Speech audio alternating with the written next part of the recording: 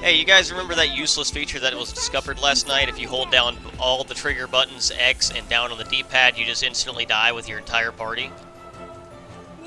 Well, as it turns out, it is not so useless after all. If you continue to hold down the buttons, then you'll be in that same animation upon reviving. And after doing that, if you target an enemy, equip your weapon, and then dequip it, you will start walking in normally, but you'll notice you'll have some really funny properties if you go over and like hop on some rocks and start landing. So you'll be in this weird animation with Rex, and then if you just decide you want to just jump down here, something really interesting will happen.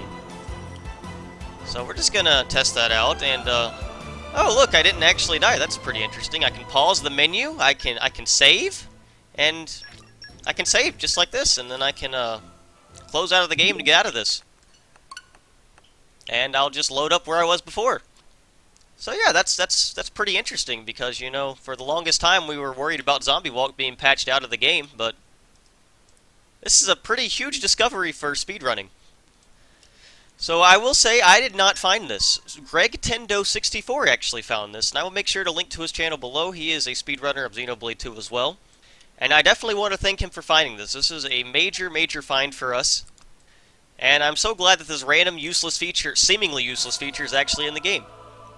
So I'm just going to demonstrate it one more time. So first of all, if you do this, like you see, I can walk around right now, but if you do this and you don't continue to hold down all of the buttons, then you will just be normally standing up after you revive, so you have to make sure you hold down all the buttons.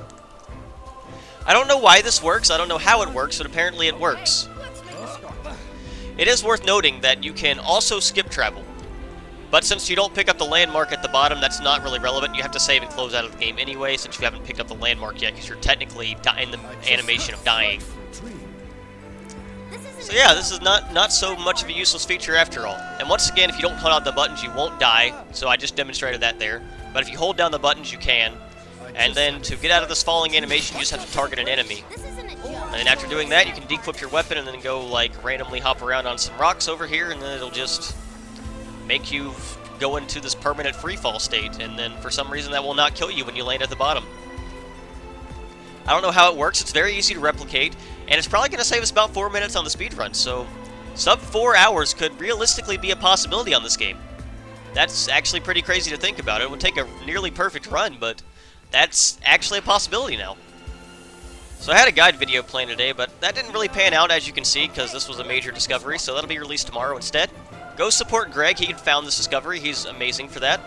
And besides that, subscribe to me if you want to, and watch my speedruns. Have a great day.